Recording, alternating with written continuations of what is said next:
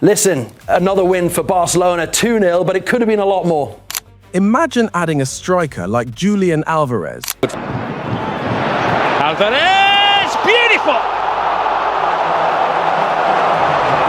Victor Osimhen or Harry Kane to this Barcelona attack. And Kane is going to go for it. Has he beaten Juan? A recognised number 9. A player whose natural job is to lead the line and score goals. Now look at what Barcelona have done without one.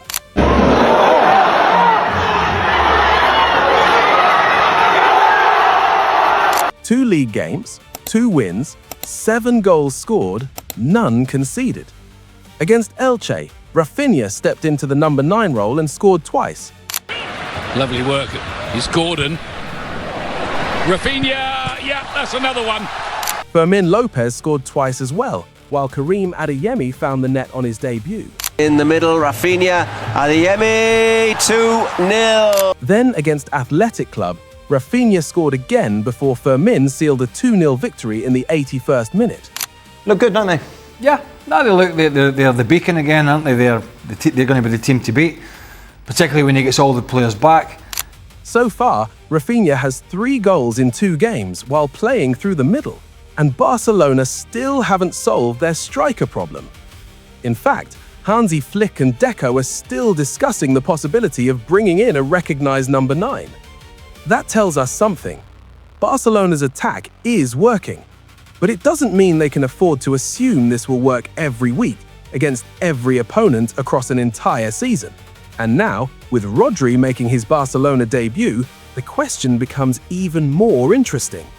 If this team can already produce 7 goals without the striker they're looking for, what happens when they finally add one? This is a new Barcelona, and without a striker, what we can see is that there are a lot of players that they are getting involved. Barcelona went into the new season with a problem they haven't completely solved. They don't have a recognised number 9. So for now, Hansi Flick has turned to Raphinha, and the Brazilian has given him very little reason to complain. You could see him, even not being a natural number 9, you could see him scoring the amount of goals, or close to the amount of goals, a natural number 9 would score. Just because of the positions he takes up, because of his pace, because of his runs, and obviously because of his finishing. Against Elche, Raphinha started through the middle and looked comfortable in a role that isn't his traditional position. He opened the scoring from the penalty spot before adding another in the second half. Then came Athletic Club. Barcelona found themselves in a much tighter game. There wasn't another 5-goal performance. Raphinha still found a way through, opening the scoring in the first half with a composed finish and once again leading the team from the front. That's 3 goals in Barcelona's first 2 league matches. For a player being asked to fill a position that isn't naturally his, that's an excellent start. And there is a reason why Raphinha can make the role work. He doesn't need to play like a traditional centre-forward. Instead of simply staying between the centre-backs and waiting for service, he can move across the attacking line, drop into space, combine with teammates, and then attack the penalty area. That movement suits the players around him.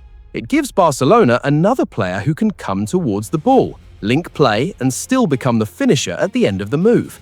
So far, the experiment has worked. But Barcelona shouldn't look at 3 goals in 2 matches and decide the striker problem is finished.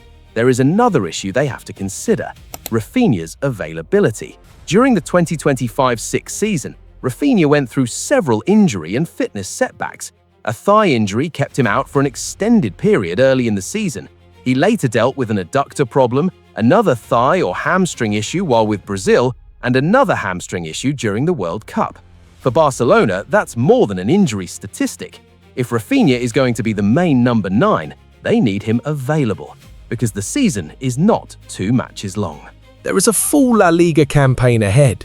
Champions League football, domestic cup matches, and the inevitable periods when players need to be rotated. And Barcelona cannot plan all of that around the assumption that Raphinha will always be fit.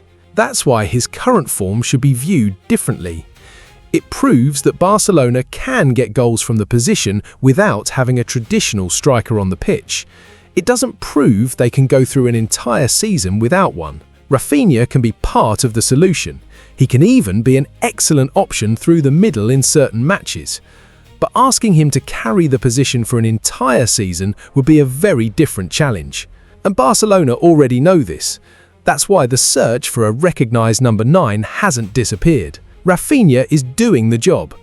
The question is whether Barcelona should really ask him to do it all season. Raphinha may be leading the line, but he isn't carrying Barcelona's attack by himself. We have Lamine Yamal, one of Barcelona's biggest creative outlets. From the right, he can carry the ball forward, take on defenders, and create openings for the players arriving around him. Then there's Fermín López. 3 goals in Barcelona's opening 2 league games tells its own story. Fermín isn't a striker, but his movement into the box gives Barcelona another player capable of finishing attacks. Against Elche, he scored twice. Against Athletic Club, he was there again, arriving late to score Barcelona's second in the 81st minute. Then there's Karim Adeyemi. His job is different. His pace gives Barcelona a player who can attack space and stretch the opposition. He also needed only 1 game to score his first Barcelona goal, finding the net on his debut against Elche. And Anthony Gordon has already shown that the bench can provide something too. He came on against Elche and produced 2 assists, helping turn a good Barcelona performance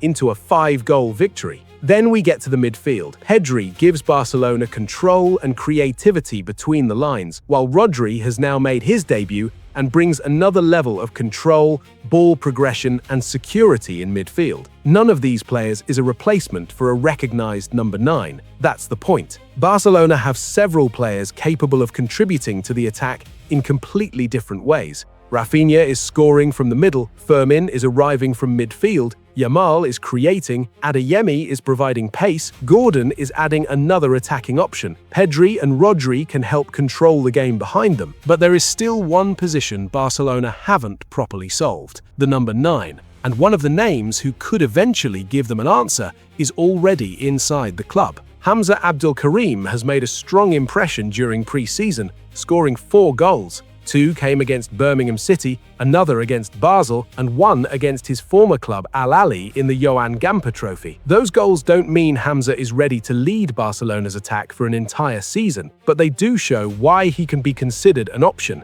He's a natural centre-forward. He gives Barcelona the profile they currently don't have with Raphinha playing through the middle. Then there's Julián Álvarez. According to ESPN, the Argentine remains Barcelona's top target for the position after the departures of Robert Lewandowski and Ferran Torres. Álvarez would be a very different proposition from relying on Raphinha through the middle or waiting for Hamza to develop. He already has experience at the highest level and could give Flick a recognized striker to build around. The problem is Atletico Madrid. They've made it clear that Barcelona will not have an easy path to signing him. So Barcelona still have a decision to make. Do they continue with Raphinha through the middle when needed? Do they give Hamza more opportunities and see how quickly he develops? Or do they find an established number 9 in the transfer market? Whatever they decide, one thing is already clear. Barcelona don't have a broken attack waiting for a striker to fix it. They've scored 7 goals in their opening 2 league games without one.